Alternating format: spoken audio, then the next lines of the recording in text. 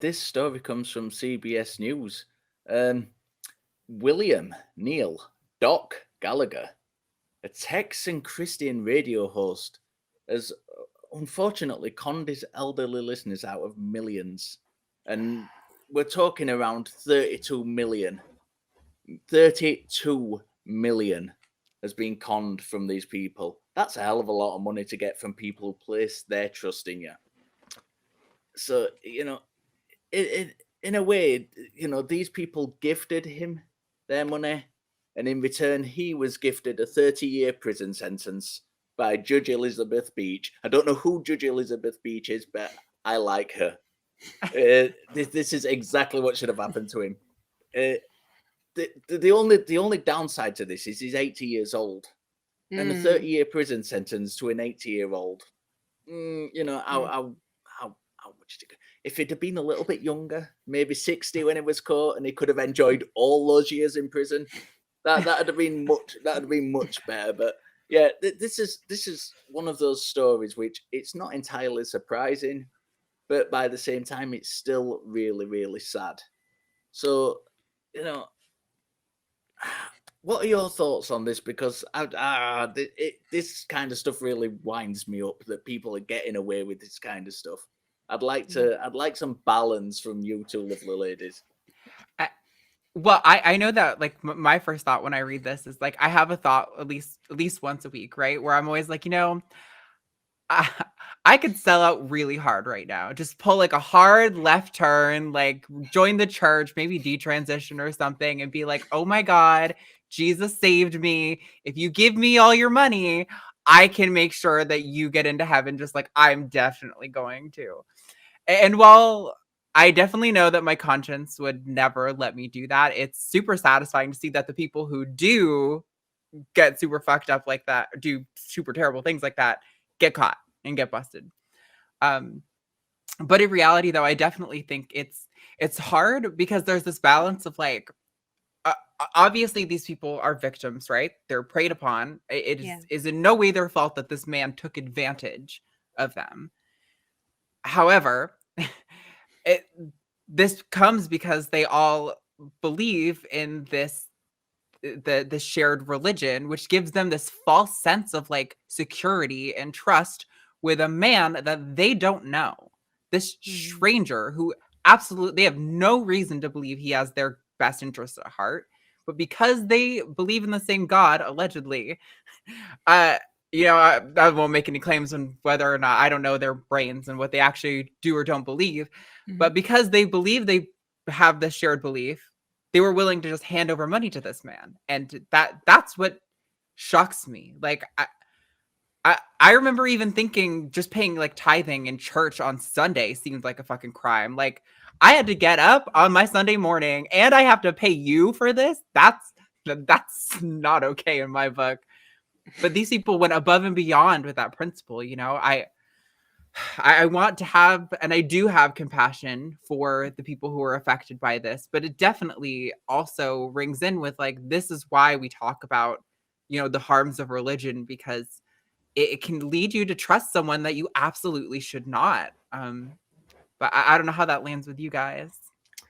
Well, I will say, like, just reading in the article and just doing a little bit more digging, he was on Christian radio for years. And there's like a listener base right there.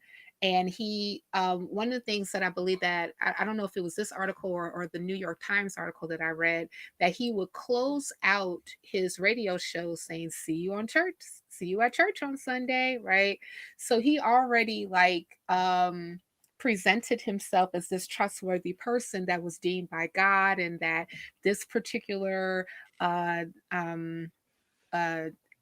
I know it was a Ponzi scheme, but investment that you're making is God ordained and anointed, because the Lord has blessed me, and now I'm going to bless you with this knowledge too. And another thing that was his MO is that not only did he go on his radio show, he went into churches.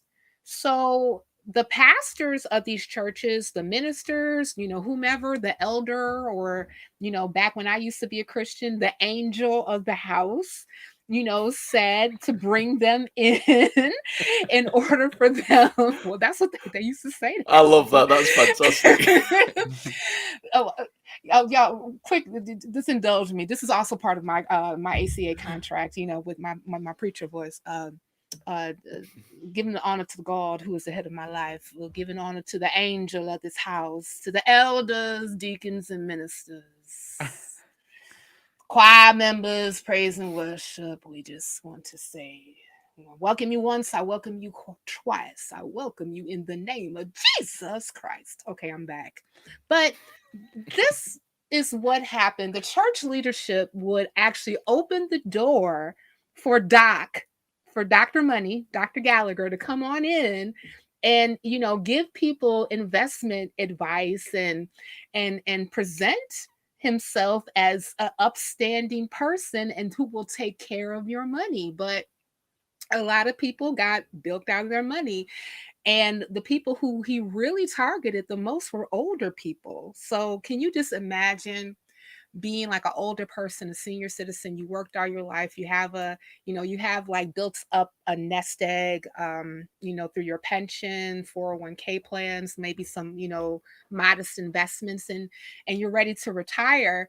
And then you were thinking that in order for me to have like a really good money foundation so that I will be okay by the time I retire.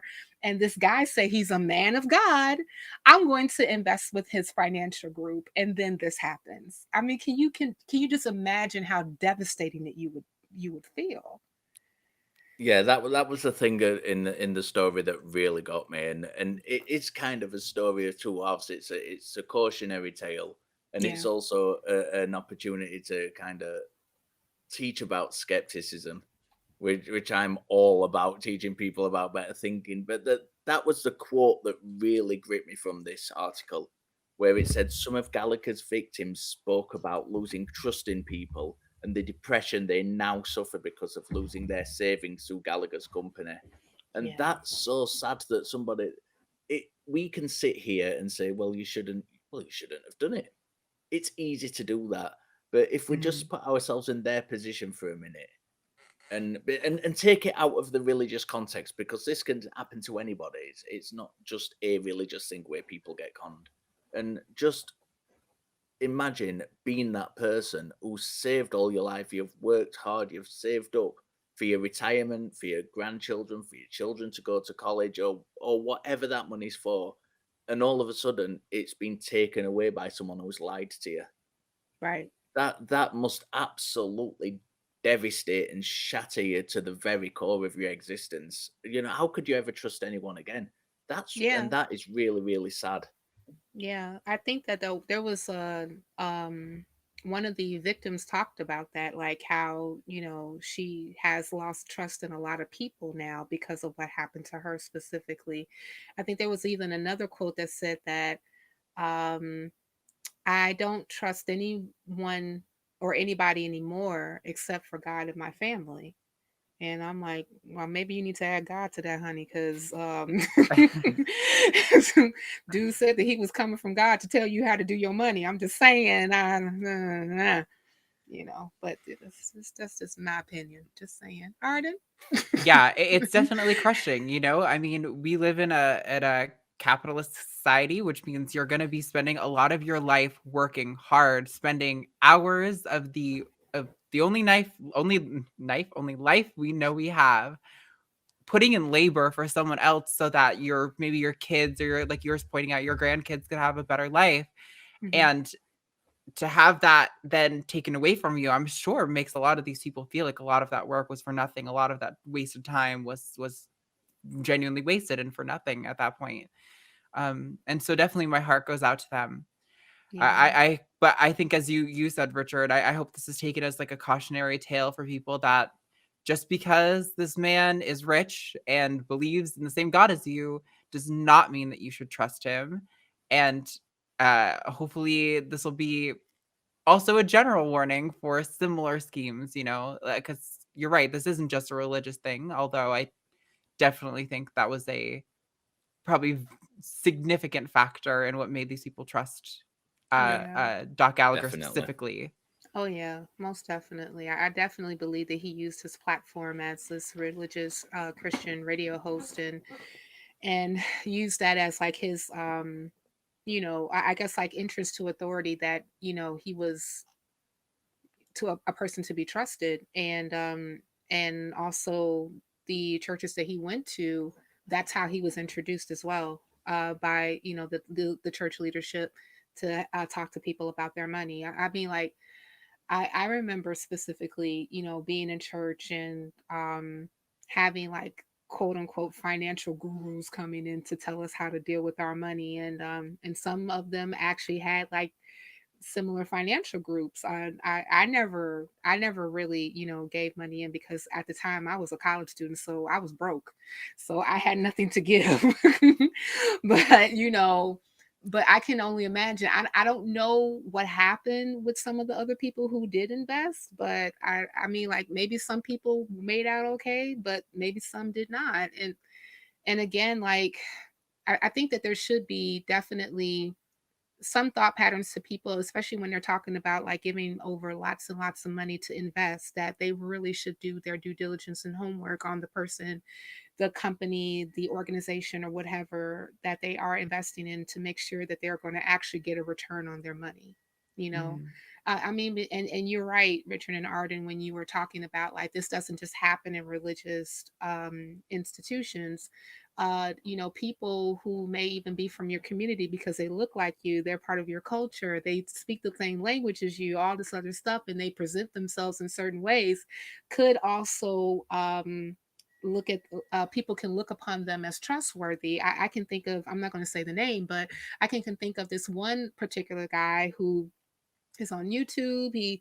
He also shows up to a lot of the different, black shows and media and things of that nature, and knows like a lot of like, entertainers, who also presents himself as a financial fixer, and even started a whole, real estate fund that he was encouraging people in the community to, to invest in. But the way that the contract was given to these people, the language was so slick, and if you and there was no guarantee that you would get any type of return on your investment, none whatsoever. And I even remember like a coworker was telling me that her and her husband was thinking about investing in this with this person. I was like, oh, I need you to stop. I need you to look into something else. I don't have a problem with you investing, but not with them. Just not with them. And and so like I started to give them like all this background on this person and how they have like a really seedy past when it comes to people doing business with this person, especially when it comes to real estate. It was like one story where the guy had like a friend who inherited a house and some property, and he helped his friend sell it, but he took all the money. Oh, wow. Oh my God, that's terrible. Jeez. They're Uh, still in court to this day, and that I believe that particular transaction happened like over 10 years ago. yeah, it's really unfortunate. I think, you know, especially after, I mean, obviously, what you just mentioned is older than COVID, but especially, following COVID and like the economic devastation that a lot of families are experiencing, I'm sure a lot of people are desperate, and really looking for that kind of olive branch and just like Sure. just some sort of help out of desperate times. And that's been, people having desperate times has been a thing since all of human history. Sure. Uh, Everyone's looking for someone who can help, lift them up out of that, and it's really disgusting to see people posing as the person who, is the would-be messiah to lift you up out of those circumstances, and only to stab you in the back while they're doing it. Yeah. Well, And that's they exactly why okay. education is so important in Mm, these that just learn skepticism sometimes for kind of religious folk seems like a bit of a dirty or dangerous word. So we don't have to call it that, but you need to be thinking better across the board, and it's just don't believe in bad ideas. If you're given things like astrology, or like in the first story we did with vaccine denial, or religion, if you're prone to bad thinking in one area of your life, it will seep into another area. So if you're listening to a sweet talking Christian pastor who's promising you an eternal life, and give us your tithing and things like that, and you think, well, that's harmless enough. It doesn't hurt anybody else if I believe that. You're harming yourself because you're letting that seep into other areas of your life, whether you know it or not. If you're going to fall for it in one area, it's going to be there in another. And it doesn't matter whether it's a used car salesman or somebody fleecing you out of millions. It's the same bad thinking across the board that gets you there. No truer Yeah. words. No truer words. Well, there is like a silver lining to this. They did. I believe that the judge that was in charge of the case did assign a person to this case to help recover some of the money. And the person is named Thomas, who's a lawyer at the Brown Fox in Dallas, Texas. And so far, he has distributed about $3.3 million to the victims, according to the records.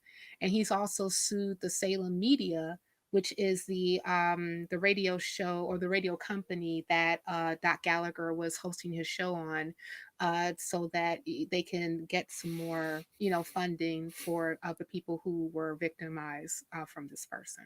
So that's a silver lining. So good Yeah. luck, Mr. Thomas, and getting those funds for those people, and hopefully maybe we can revisit the story, to see how that distribution is going, and if they were successful in being able to sue the media company in order to get more money for the victims. Yeah, Yeah. definitely. Indeed. And Mr. Gallagher got his 30-year prison term. So Yeah, let's hope he enjoys the rest of his life in prison. right. Maybe, you need to think about what you did, Mr. Gallagher, and make peace with your God, who you said anointed you to do this. Allegedly.